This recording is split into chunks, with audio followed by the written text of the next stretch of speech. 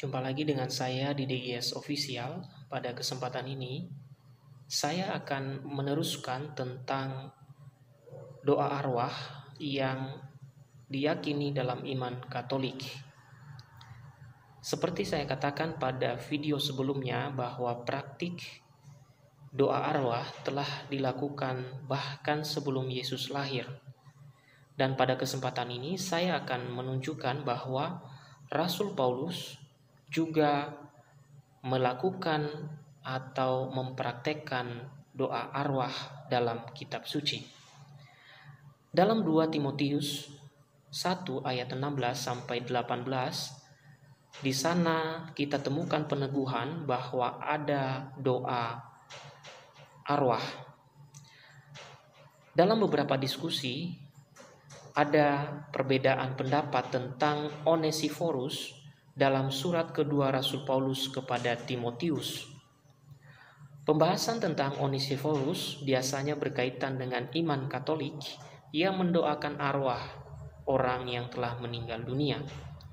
Gereja Katolik meyakini bahwa Onesiforus telah meninggal dunia ketika Paulus mengirim surat kepada Timotius. Bahkan beberapa ahli kitab suci Protestan seperti A.T. Robertson, yaitu dari Kristen Baptis, Bagel dari Lutheran, dan Alford dari Anglikan, meyakini bahwa Onesiforus telah meninggal dunia seperti yang disebutkan dalam 2 Timotius 1 ayat 16 sampai 18. Ayatnya berbunyi demikian: Tuhan kiranya mengaruniakan rahmat-Nya kepada keluarga Onesiforus yang telah berulang-ulang menyegarkan hatiku. Ia tidak malu menjumpai aku di dalam penjara. Ketika di Roma, ia berusaha mencari aku dan sudah juga menemui aku. Kiranya Tuhan menunjukkan rahmat-Nya kepadanya pada harinya. Betapa banyaknya pelayanan yang ia lakukan di Efesus, engkau lebih mengetahuinya daripadaku. Pertama, 2 Timotius 1 ayat 16 sampai 18 memang tidak menyebutkan secara eksplisit bahwa Onesiforus telah wafat. Namun, secara logis kita dapat menemukan bahwa Rasul Paulus mengucapkan doa dan harapan untuk Onesiforus supaya mendapat rahmat pada hari Tuhan. Ucapan doa dan harapan yang disampaikan oleh Rasul Paulus ditujukan kepada keluarga Onesiforus dan Onesiforus dengan isi yang berbeda. Seperti kita ketahui, hari Tuhan dalam berbagai ayat mengacu kepada hari penghakiman.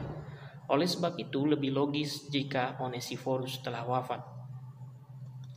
Kedua, 2 Timotius 1 ayat 16 sampai 18 merupakan dasar gereja Katolik untuk mendoakan umat yang masih hidup dan juga jiwa-jiwa umat yang telah meninggal dunia. Gereja Katolik mengikuti teladan Rasul Paulus yang mendoakan Onesiforus yang telah meninggal dan juga mendoakan atau memberi penghiburan kepada keluarga Onesiforus. Ketiga, Markus Dodds yang hidup tahun 1834 sampai 1909 dari Free Church, Skotlandia, memberi alasan mengapa dalam surat itu menunjukkan bahwa Onesiforus telah meninggal dunia. Pastilah bahwa kemungkinan yang seimbang berpihak kepada pandangan bahwa Onesiforus sudah wafat ketika Paulus menulis kata-kata itu. Bukannya hanya fakta bahwa di sini Paulus mengatakan keluarga Onesiforus dalam hubungannya dengan saat ini, dan tentang Onesiforus sendiri hanya dalam hubungannya dengan saat lampau.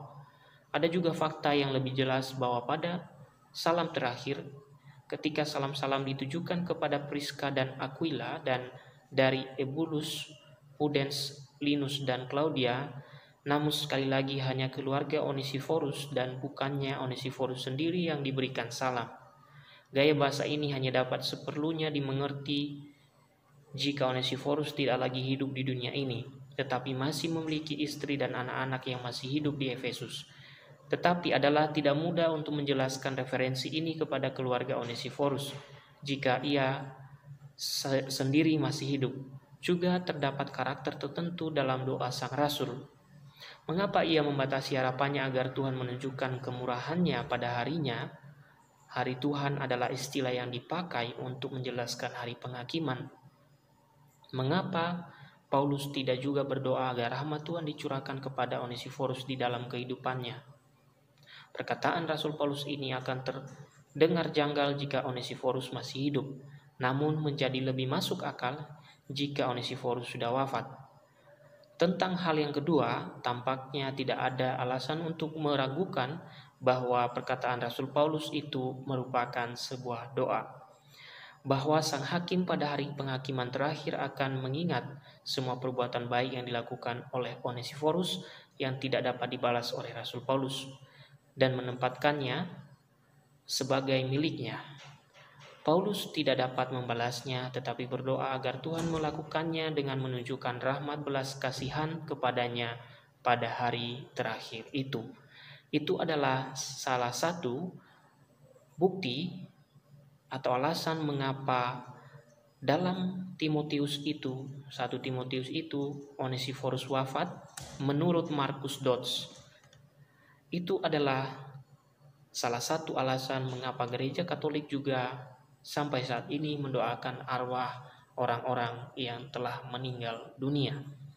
Dan tindakan yang dilakukan Rasul Paulus ini adalah salah satu contoh bahwa mendoakan arwah tidak dilarang atau tidak bertentangan dengan kitab suci. Demikianlah pembahasan kita pada kesempatan ini. Salam sejahtera untuk kita semua.